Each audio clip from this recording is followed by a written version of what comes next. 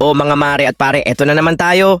Ihanda ang popcorn at kalmadong puso dahil ang pelikulang ito ay hindi lang basta kwento, isa itong roller coaster ng kabaliwan at emosyon. Simula pa lang may paakyat sa bubong na agad. Eto na si Miss Luna, isang magandang guro na may suot, pang blazer ng katalinuhan pero nakangiti habang nakatungtong sa bubong ng school nila. Aba, bakit parang trip niya mag-paragliding ng walang gear? Sigawan ng mga tao sa baba, akala nila may mangyayaring hindi maganda.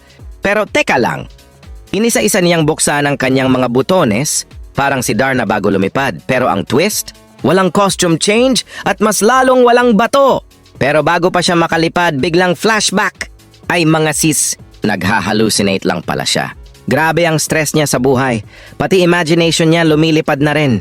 Sa bahay naman, si Mr. aka Mr. Toxic. Masculinity ay todo sigaw. Sa mga trabahador at kay Luna, hindi pa na nga nakakapasok sa pinto, may utos agad, "Oy, gawa ka ng hapunan!"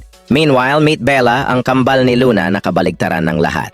Fresh, kalmado, at dalang martabak pa para sa jowa niya. Habang si Luna ay umiiyak sa bawat laban nila mag-asawa sa palakpakan, si Bella naman todo harutan with consent sa kanyang BF. Kinabukasan, habang si Luna ay nag-e-emote sa maid, plano na niyang mag-walk out sa kanyang sariling buhay. Pero buti na lang sinabihan siya ng yaya, "Aba, wag kang magdrama diyan, Mars." Cut to, habang pauwi si Luna mula sa school, BAM! Nagkaroon ng habulan ng pulis. Isang burarang kriminal ang sumakay sa eksena at sinabayan si Luna as in sinakay siya literally. Siya ngayon ang accidental hostage. Dinala siya ni Diego sa isang secret hideout. Pero eto ang problema, nahihi si Luna. At dahil wala siyang choice, nagbanta siya ng pag, "Hindi mo ako dinala sa CR, ipipis ko mukha mo."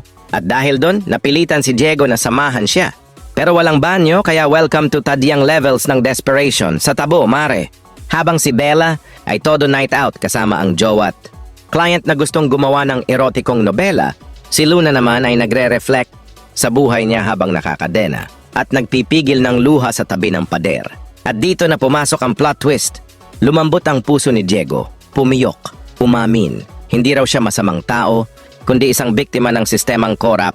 Ninakawan siya ng politiko tapos siya pa ang ginawang kriminal. Luna bilang Miss Empath of the Year na palapit kay Diego at aba, nagkaamuyan at spark sa dilim. From hostage to heartthrob at mula sa pagkakulong sa sariling buhay, mukhang may bagong pag-asa si Luna. So ayun na nga, gabi na. Malamig, walang kuryente. At si Luna at Diego, ayun, nalurky sa init ng damdamin. Hindi na nila na-resist ang hashtag tuksolayuan mo ako, kaya naganap na ang ultimate pagtatanim ng pagmamahalan sa dilim.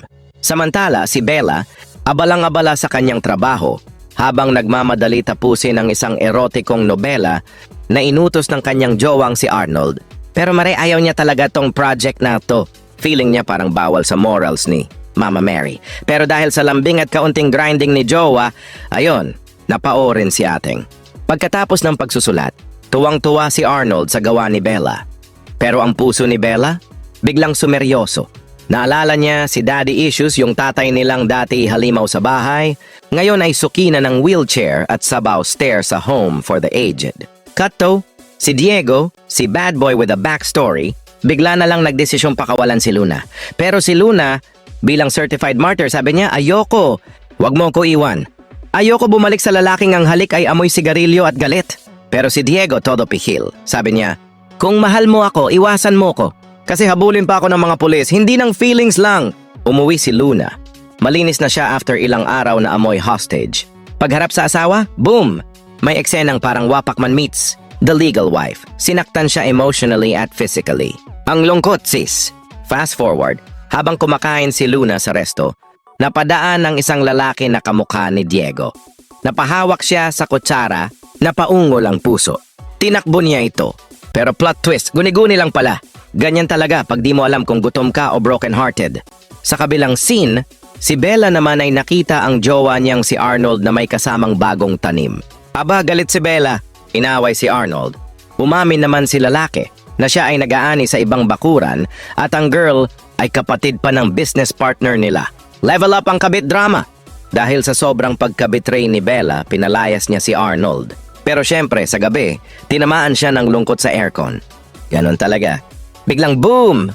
May pa-soul sister moment. Dumating si Luna kay Bella. Sabi niya, "Girl, wag mong sayangin ang luha mo sa lalaking kulang sa aruga. Gamitin mo yan, gawin mong nobela." Na-inspire si Bella. Kumuha ng laptop. Tumipa ng tipa. "Tuloy ang naska!" Samantala si Luna habang nagtitimpla ng Milo ng luha may tumawag, si Diego. Sabi niya, "Tara, meet tayo. Gusto ko ng closure o baka open relationship, Char." Pero eto na, Mare. Si asawang palihim na palaka nakinig sa tawag, "Cut to hotel." Si Luna at Diego nagbalikan. Nag-aani ng damdamin. Nagsanib ang pawis at luha. Pagkatapos ng mechanical engineering, binigyan ni Diego si Luna ng pera. Pang divorce fund kay hubby. "Mahal kita, wag ka nang bumalik doon." Pero si Diego bilang hopeless romantic fugitive sabi niya, "Di tayo pwede ngayon. Pero pag safe na ang mundo, ikaw agad ang babalikan ko."